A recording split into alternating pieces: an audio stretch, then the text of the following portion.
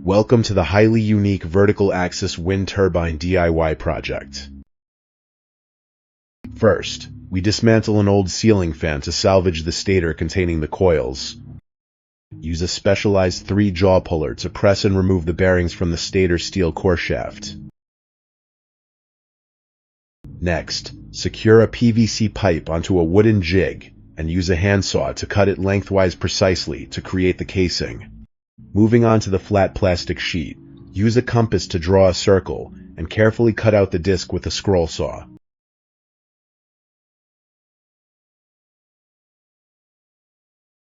Use a step drill bit to create a center hole for mounting a bolt, then attach it to a drill and sand it perfectly round. Apply superglue to join the two discs together, then saw and cut a narrow groove from the edge to the center.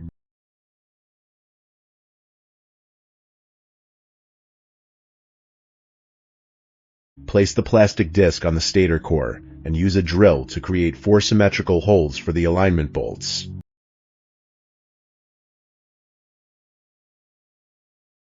Secure the 4 bolts through the plastic disc using glue to form a sturdy mounting bracket.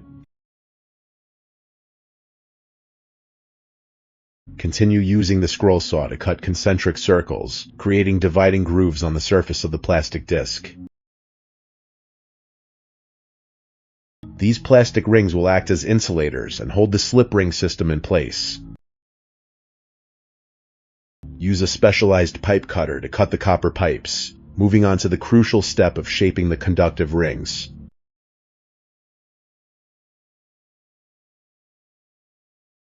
Use pliers and cylindrical metal stakes to bend the copper pipes into 3 accurately sized concentric rings. Drill small holes in each copper ring, clean them with a file, then solder them securely to the wires.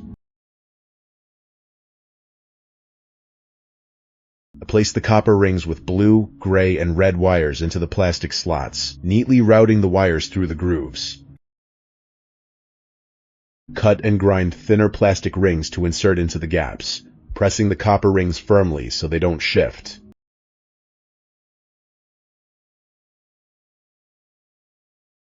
Apply adhesive along the gaps to lock this concentric slip ring system firmly into the plastic base. Thread all the wires through the hollow shaft of the stator, mount the slip ring disc, and tighten the nut to secure it. The next is the fabrication of the carbon brush assembly. Use tweezers to assemble small plastic pieces into a 3-compartment box. Drill holes through the plastic dividers in preparation for routing the connection cables for the brush system.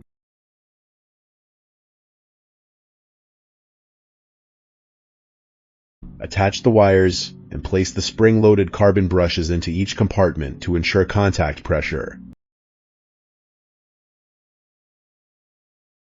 Pour insulating hot melt glue to secure the wires, then drill holes and insert screws to create a mounting bracket. The 3-phase carbon brush assembly is beautifully completed. Use a center punch to mark the steel plate, then weld it perpendicularly to a piece of round iron pipe. Peel off the tape on the red painted iron mount, tap the bearings in, and press this entire assembly onto the stator shaft. To secure the carbon brush box to the metal mount with 2 screws, ensuring the brushes press tightly against the copper rings.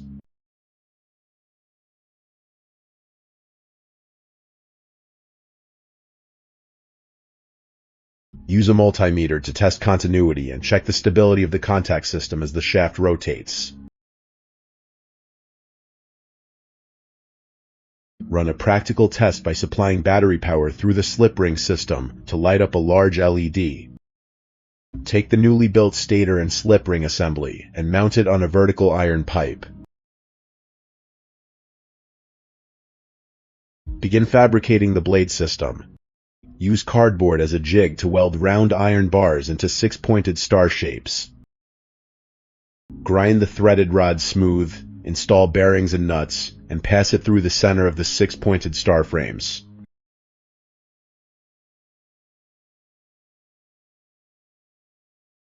Use square steel tubing and bearings to weld an outer frame, pinning the corners to form two triangular supports.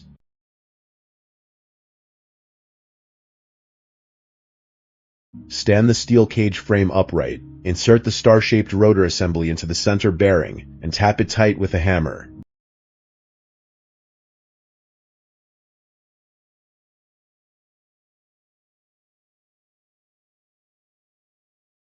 Bend flat steel bars using a vise to match the profile of the PVC pipe, then use a grinder to cut them into sections.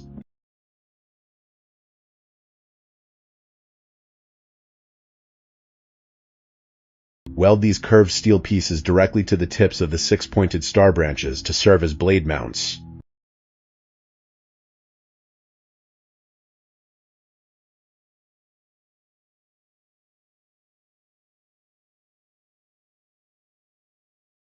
Install the stator assembly into the turbine's mainframe, and use a wrench to tighten the nuts securely.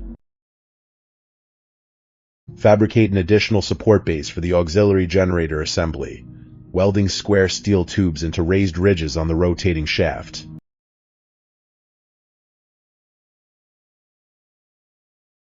Moving to the core components, dismantle an old washing machine to extract two large direct drive motors.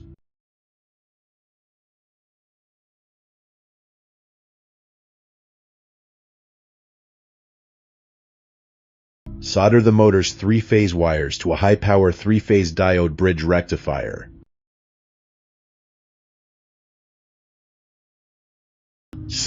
Wire the DC outputs of the two rectifiers in series to an LED and spin it by hand to test the generated current.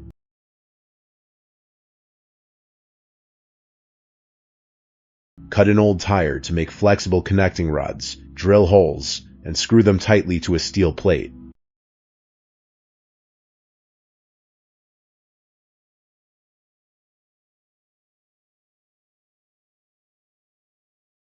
Firmly secure these two rubber connecting rods onto the rotating hubs of the two washing machine motors.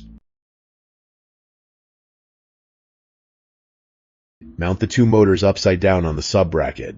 Bend the connecting rods and attach them to the main spinning shaft.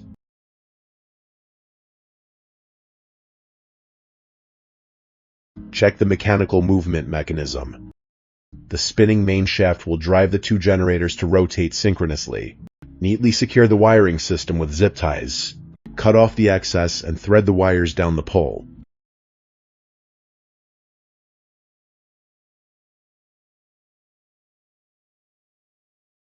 Test spin the entire mechanical assembly. All movements from the main shaft to the generators are completely smooth.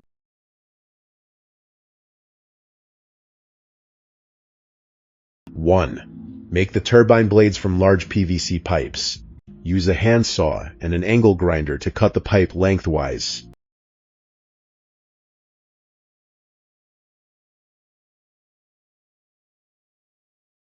2. Heat it with a hot plate to soften the plastic. Then, flatten it to create an aerodynamic blade profile.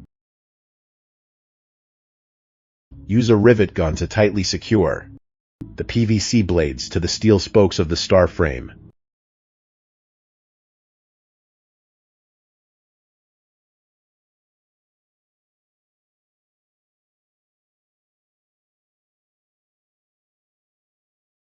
Add plastic sleeves to protect the threads onto the ends of the iron-threaded rods and secure them firmly with glue. 3. Fasten a large flat aluminum sheet with screws to act as a tail fin to orient the turbine in the wind.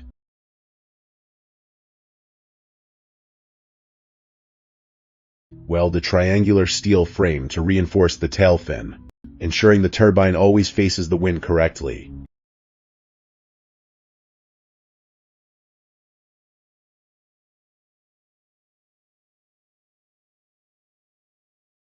Tighten the nuts on the main rotating shaft. The mechanical assembly of the vertical axis wind turbine is now complete. Transport the turbine on a tricycle to test it in the wind. The LED light shines brightly as soon as it starts moving.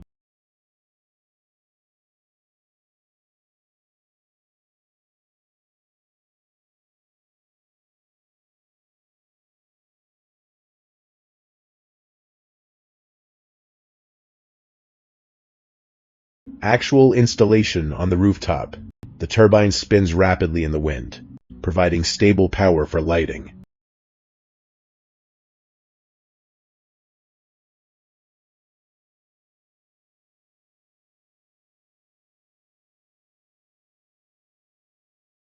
Four, connect the system through an MPPT controller to the battery.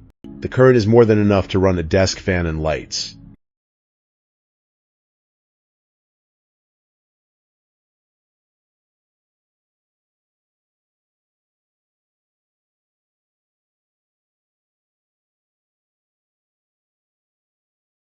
A brilliant engineering design combining smart transmission and a perfectly executed electrical slip ring.